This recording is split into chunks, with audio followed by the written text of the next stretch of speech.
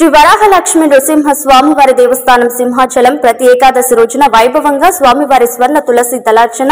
ఆలయ వైదిక సిబ్బంది మరియు ఆలయ అధికారులు ఆధ్వర్యంలో శాస్త్రోక్తంగా శ్రీ స్వామివారికి 108 బంగారు తులసి దళాలతో అత్యంత వైభవంగా స్వర్ణ తులసి దళార్చన స్వర్ణ పుష్పార్చనలో భక్తులు పెద్ద సంఖ్యలో హాజరై స్వర్ణ తులసి దళార్చన అత్యంత వైభవంగా సింహాచల పుణ్యక్షేత్రంలో దేవస్థాన వేద పండితుల వేద మంత్రాల